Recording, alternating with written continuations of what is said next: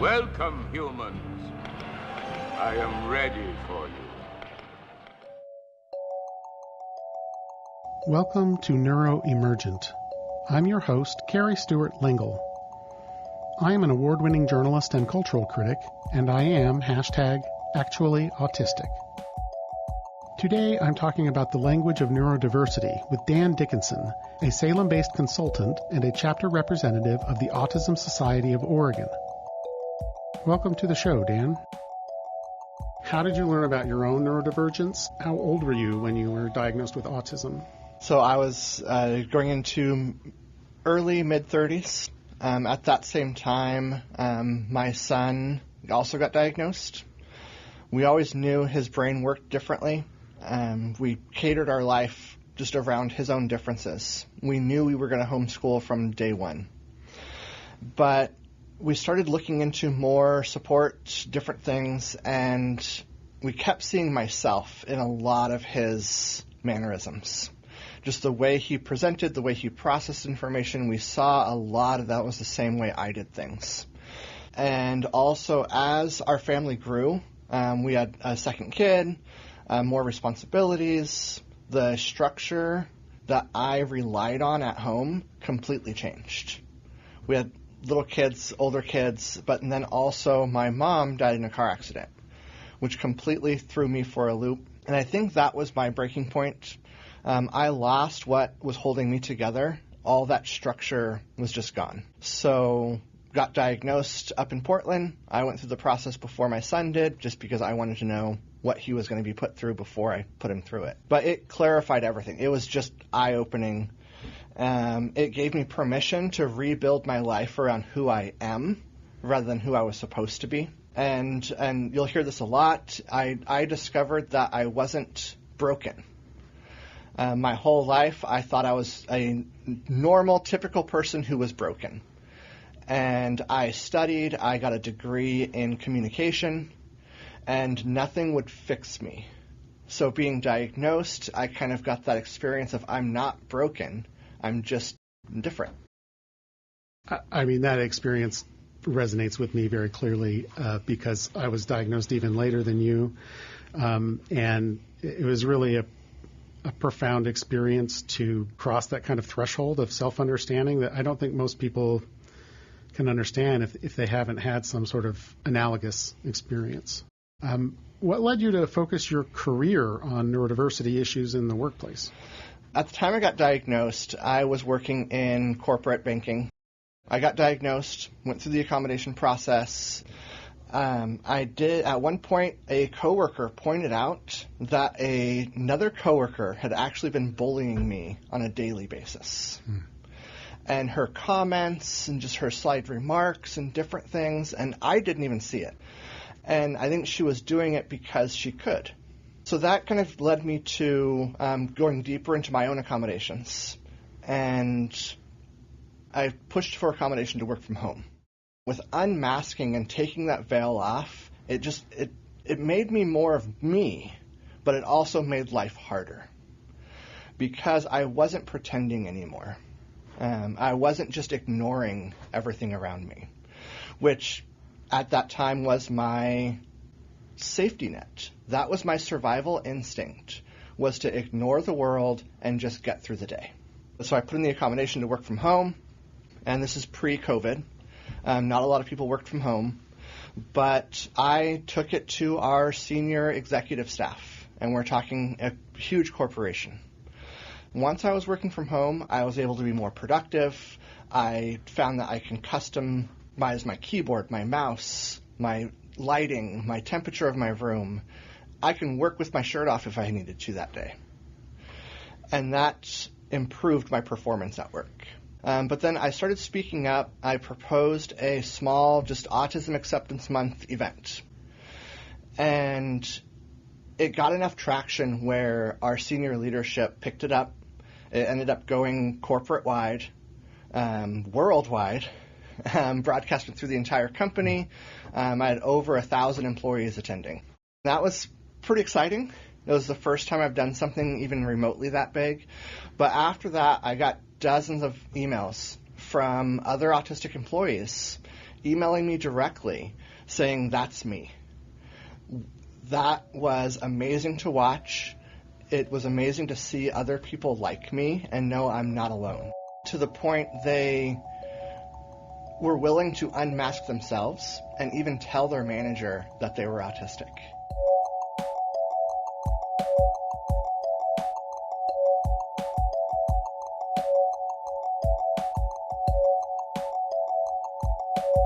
I'm Carrie Stewart Lingle, and you are listening to Neuroemergent.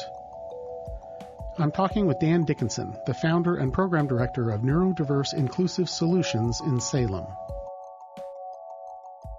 From there, I knew I had something to offer.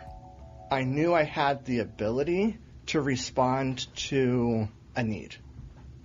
I had the ability to talk to the corporate managers. I had the ability to talk to executives. And I also had the ability to work one-on-one with individuals to help them through their situations. And that kind of led me to start NDIS, Neurodiverse Inclusive Solutions, and just open that work for the wider community. Who are your clients? What do you do for them? What does that look like on a week-to-week basis? It changes all the time because it's not a one-size-fits-all. So I do work with individuals and organizations.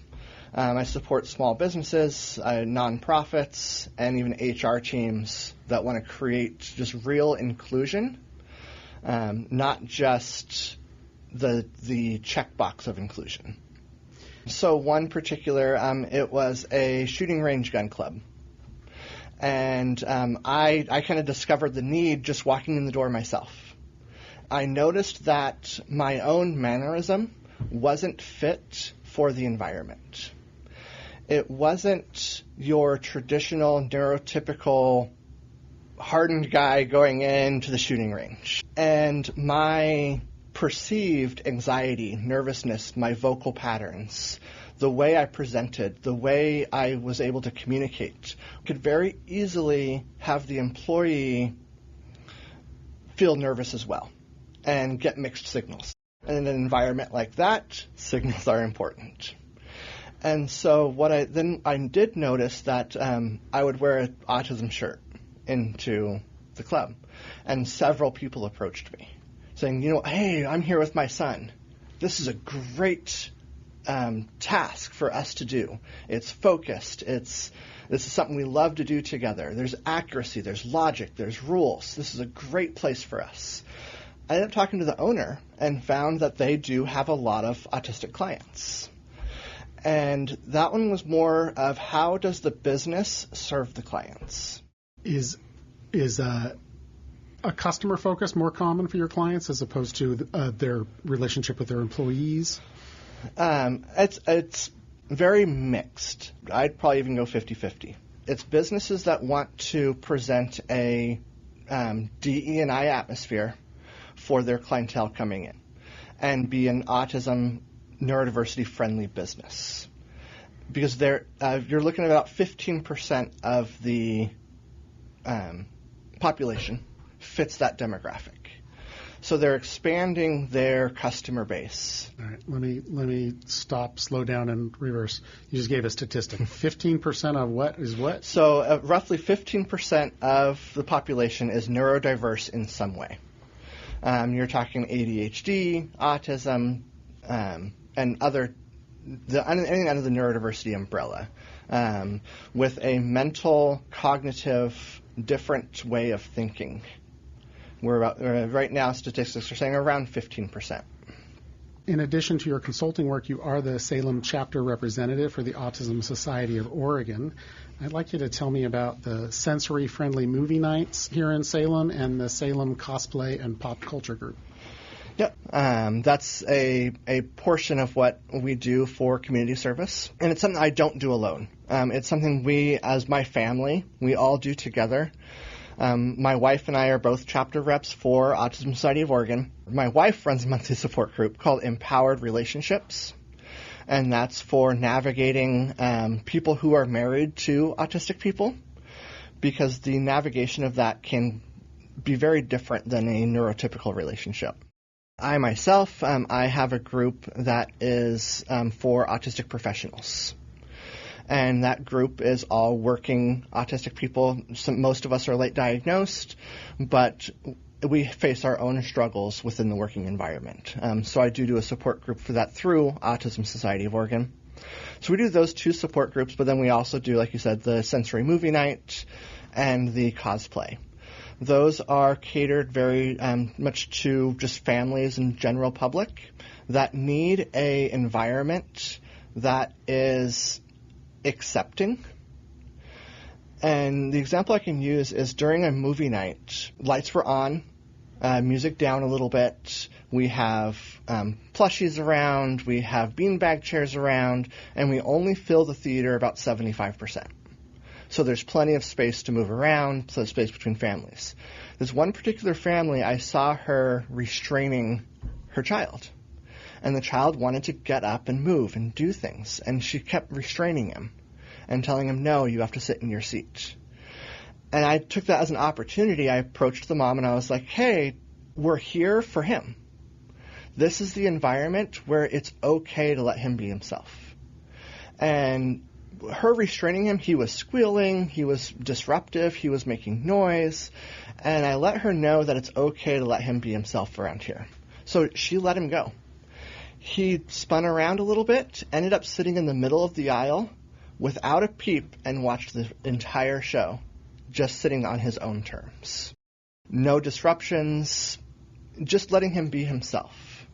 And that gives me goosebumps. That shows me why we're doing this. And we're doing this to create an environment where people feel comfortable just being themselves. So for my first episode of the Neuroemergent podcast, I wanted to explore the language of neurodiversity. And that does seem to be very central to your work. I want to read something from your May newsletter that struck me as hugely important. Functioning labels like high or low, severity scales, and vague catch-all terms like profound autism don't provide clinical clarity. They aren't diagnostic tools, they're social ranking systems. These labels reflect how inconvenient a person's support needs appear, not what they actually are. And they often dictate how much autonomy or opportunity someone is allowed to have. Tell me how you came to write that paragraph. So I'll start with the ending first, the autonomy the person's allowed to have. I see a lot on social media with clients, working with families, that there is a stigma and stereotype to where if they have a perception that their child is profoundly autistic or severely autistic, they actually work to take away that kid's autonomy. They feel they need to be there every second of every day and manage that person's life. And it's based off of a label. Yes, each individual is going to be different and each family is going to be different. But there's an expectation of what someone should be capable of doing and what they're not capable of doing.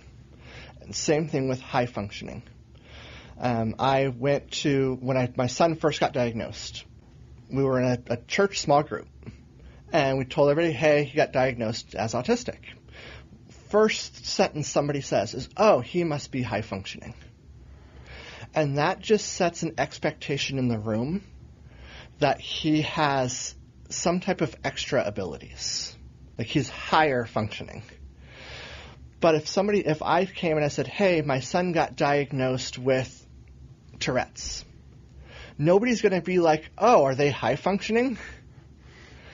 Like, I don't hear them. I don't hear it. They don't have tics during small group. Are they high functioning? Are they low functioning? Nobody asks those questions. But with autism, they do. And there's an expectation of disclosing everything about you within your diagnosis or in your identity reveal. And for me, example, if I come and I say, hey, I'm autistic, people look at me and they're like, oh, wow, you have a house, you have a marriage, you have family, you have a job. You are so high functioning. Are you even savant? It's like, but do you understand that I wore the same clothes for the past 4 days, knowing that I was going to come to this interview? I limited every factor I could for the last 3 days. I limited my choices. I limited what I did. I limited my workload. I structured my showering so that I had the spoons, the energy to be here today.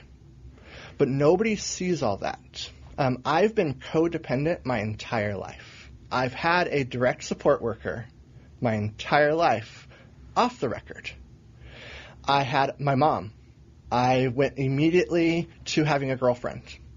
By the time I was 20, I was married. By the time I was 24, I went through a divorce. When I didn't have somebody in my life, I was sleeping in my car for 6 months. I was still working 2 full-time jobs. I had more money I knew what to do with. I didn't wash my clothes. I went and bought new clothes anytime I needed to. I just encompassed my world with work. But nobody sees that. But then once I started dating again, I found my support worker. One of the first things she did was she came and she cleaned my house. She reorganized things. She ended up moving in, setting up a bedroom. I didn't have a bedroom set up.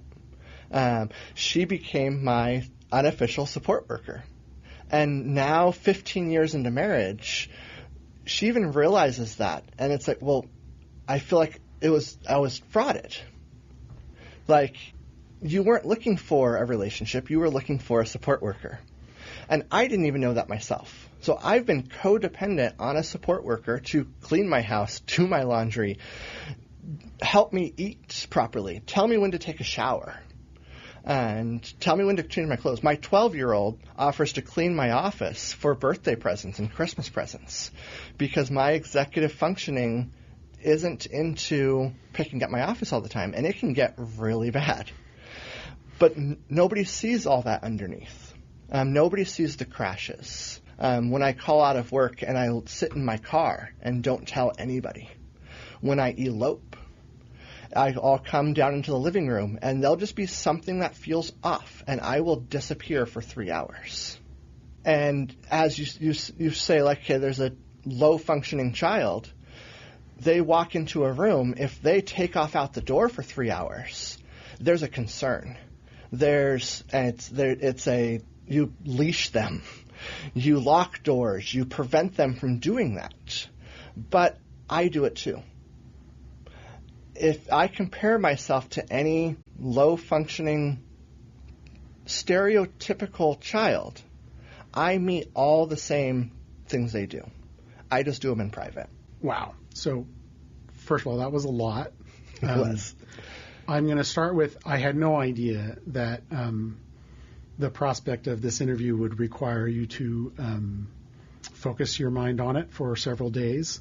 And instead of doing what my first instinct is, which is to apologize, I'm going to just thank you. Don't at all. Thank you for putting out that effort. It's just my life. And thank you also for sharing those details, because you are so right about what isn't shown. And that's part of the masking. Like my experience, and I think the experience of every adult diagnosed autist that I've ever encountered or seen on Instagram Reels or whatever, is just the desperate, nonstop effort to appear as normal as possible. And how much effort that is. I also held down a professional job for 25 years where, there were times when I was working 20 hours a week and fake working 40 to create the appearance that I was doing everything that everyone thought I was supposed to do. And there was no way for me to communicate about that. There was no way, there was no language that made that okay or made that something that wouldn't get me fired if anyone knew about it immediately, right? The only language that enables you to start that conversation is the language of disability, which is the language of clinical medical establishment. So saying those things, I would like to tell you why I hate the word spectrum. Mm-hmm.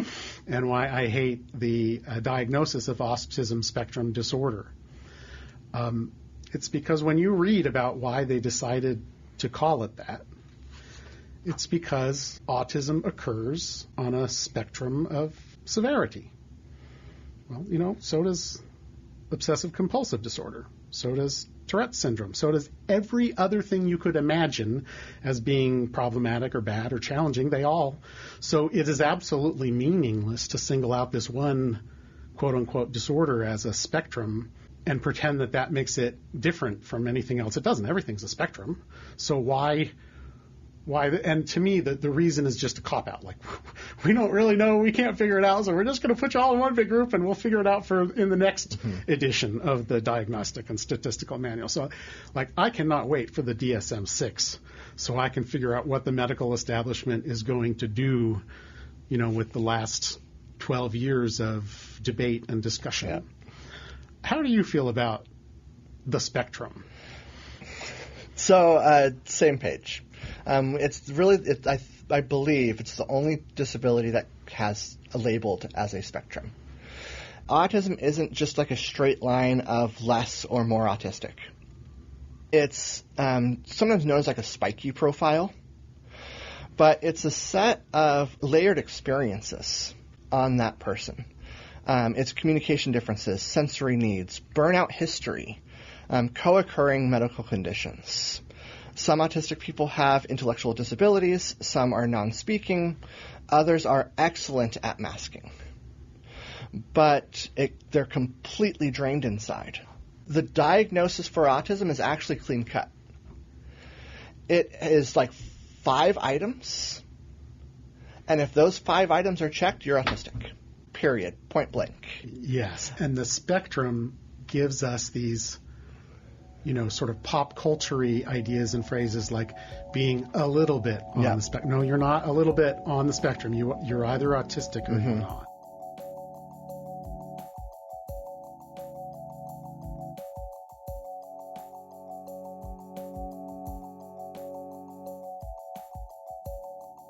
Welcome back to Neuroemergent. I'm your host, Carrie Stewart Lingle. I'm talking about the Language of Neurodiversity with Dan Dickinson, a Salem-based consultant and a chapter representative of the Autism Society of Oregon. It's painful masking and trying to fit in and trying to be something you're not. And I've used the analogy of being left-handed. Back in relatively early history, specifically Catholic history, if you were left-handed, you were pushed to not use your left hand. Right-handed was the way to be. And so these people, I've even talked to adults today, that they say they were pushed to be left-handed up until adulthood. And they still try to be right-handed. Their writing is sloppy. Their wrist hurts. Their hand hurts. They get fatigued. They don't know why they can't hold a can opener properly. They don't know why they can't hold scissors properly. And they're just frustrated. They feel broken. And there was a stigma behind that. But now it's like, oh, no, you're just left-handed. No big deal. Here's a different tool. And there's a different expectation. But if you go and you look into history as well, there's a lot of high-ranking presidents, disproportionately sports athletes, the Hall of Fame, top-ranking officials. It's disproportionately left-handed. There's a reason behind that. It's a different way of processing the world. If you hide that, if you push it away, if you try to make that person mask it, it's going to make their life worse, not better. I think it's a really interesting example that you bring up. What I focus on, because one of my special interests is language and linguistics and etymology, is this word sinister. You know the word sinister? It means literally left-handed, left. Yeah. And acquired the sense that we, the dark, violent, threatening connotation because of the prejudice about left-handedness. So then this word, which used to mean left, no one knows that at all. It just means evil, right? And that is how language evolves and how language blinds us. Right now we have a controversy, or at least on the more progressive side of the political spectrum, an agreement that we shouldn't use what we call the R word anymore. I was thinking about the same thing. Because it has become an epithet. It is an epithet. It's a name people call. But it didn't start out that way. It started out as a clinical term. Yeah. And the thing is, do you know what else that's true of?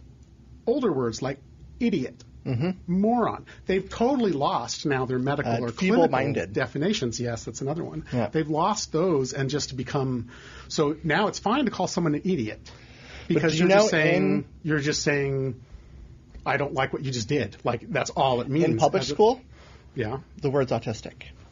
What I've actually found is in junior high, high school, middle school, the term is autistic.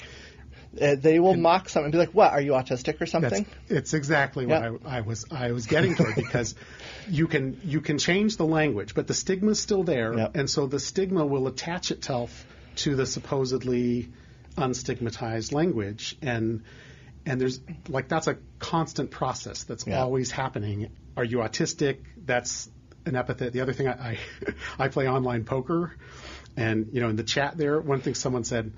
Call someone Spectrum Boy. Yep. Spectrum Boy. I play VR poker, and I hear it all the time in the poker rooms. And it's teenagers. When we limit vocabulary and we take away words for something and we don't replace them with something else, society will. So we used to categorize special ed. The R word was somebody with an intellectual disability. That wasn't otherwise explained, but it was somebody who had an intellectual disability, and typically someone with an IQ under 70 or under 50 or under 40 was the thresholds. And that was used, that word.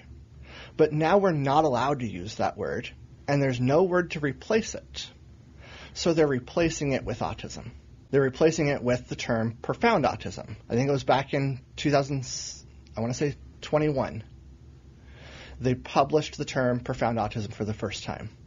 And when it was published, it said someone who's autistic with an intellectual disability or an IQ of under, it varies. Some say 70, some say 40. Is the number I usually But see. yes, I think clinically it's 70. The IDC-10 has that as well. The diagnostic code book for insurances and what most of the world uses. Right now the world's changing to IDC-11, which changes things a little bit. But under the DSM-5 diagnosis, under the IDC-10 that we use here in the U.S., there is a distinct diagnosis for that condition. But being autistic and a low IQ doesn't mean you're more autistic. Right. You need to create a conceptual separation between having autism and having an intellectual disability, because it is true that autistic people on average are more likely to have an intellectual disability, but it is also true that they are on average more intelligent, not less, than neurotypical people. And so those two things are both true, and they're only true because intellectual disability and autism aren't the same thing. Yeah, exactly. Right? Just like I said, the term profound autism being published and being thrown around, and people are like, oh, so even I've heard people say they're doctors. Their doctors will hand them a paper that says ASD as a diagnosis. Here's the ASD code. It's F84. But then the doctor will write a letter to the school. And in that letter to the school will say so-and-so has profound autism. They need 24-hour care. They need all these different things. The parent then reads that. And now they say, my kid has profound autism. The doctor's using that as a communication tool, not as a diagnosis. Same thing with high functioning. Somebody says, oh, the doctor diagnoses someone, and I've heard people show me their paperwork. It says that your kid has ASD, is diagnosed with ASD. I'm giving him a level of 1 on support needs. And then it'll say, in parentheses, Asperger's. And the doctor is still writing that down on informal paperwork. Or the doctor says, oh, your kid, it's basically Asperger's. Don't worry about it. Don't listen to all the autism stuff. It's basically just Asperger's. He'll be fine. And then he gets no resources. And is just expected to mask and continue to mask. And just build on that and build on that. And they're like, oh, why does my Asperger's kid needs more friends? Let's join some friends groups. No, your autistic kid wants to be home alone in his room. Why not give your Asperger's kid the same autonomy to be alone in their room that you give your profound autistic kid to be alone in their room? It's because of the terminology, because of what we're labeling. And the social expectations attached to them. Yep. Yeah. Well, we've run out of our time for today. Dan, I really want to thank you from the bottom and top of my heart for coming in and helping me launch this podcast and this new monthly show on KBOO Community Radio. We are going to be talking about neurodiversity, and we are going to be talking about it from a high level with intellectual curiosity. And I hope to have you on again. So thank you very much for coming in. Yeah, thank you. All right. This is a preventable disease. We know it's an environmental exposure. It has to be. Genes do not cause epidemics. They can provide a vulnerability. You need an environmental toxin. I want to say that I'm very grateful to President Trump because he tasked me on day 1 of this job with making this a priority, of finding out what's causing the autism epidemic, and we are going to do it. Autism rates are on the rise. According to the latest data from the Centers for Disease Control, 1 out of every 31 American 8-year-olds, or 3.2%, has autism spectrum disorder. That's an exponential increase in diagnoses over just a few generations. In an April press conference, Health and Human Services Secretary Robert F. Kennedy Jr. called this increase an epidemic and announced a Manhattan Project-like research effort to root out the cause by September of this year. Such is the state of official U.S. reality in 2025. And if the above facts were all you knew about autism, you would be right to panic, or to breathe a sigh of relief that such dire problems are so easily solved with the right leadership. Of course, the problem with official reality, to quote self-diagnosed autist David Byrne, is that facts all come with points of view. So let's add a few more facts to the picture. Autism was first officially recognized by the American Psychiatric Association in 1980, and the definition of autism changed in 2013 with the 5th edition of the Diagnostic and Statistical Manual for Mental Disorders, or DSM-5, which eliminated Asperger's syndrome and other related conditions in favor of an expansive autism spectrum disorder, or ASD. Why? To indicate that autism occurs on a spectrum of severity, which is also true of every other disorder, disease, and dysfunction known to life on Earth. So what's that all about, anyway? And is it really true that more than 3% of children today are autistic, but less than 1% of Gen Xers and baby boomers are? Or is it more likely that 2% of Gen Xers and baby boomers are undiagnosed autists? If you're looking for easy answers, then neuroemergent is not for you. As a professional journalist, I was trained to ask hard questions, to think skeptically. And it was in the spirit of facing facts without fear or favor that I ultimately came to recognize my own neurodivergence, leading to a diagnosis of autism spectrum disorder in 2022 at age 49. 3 years later, I am still wrestling with the language to describe my emerging understanding of autism, of neurodiversity, and of myself. But that is as it should be, or at least that is the way things are, the way they've always been. That's why I introduced myself as #actuallyautistic. I don't know everything, but I know that direct language is usually best. As for official reality, whether it's the one decided by the American Psychiatric Association, the one decided by insurance companies, or the one decided by political apparatchiks at Health and Human Services, well, that's the language we all have to contend with. That is, the language of power.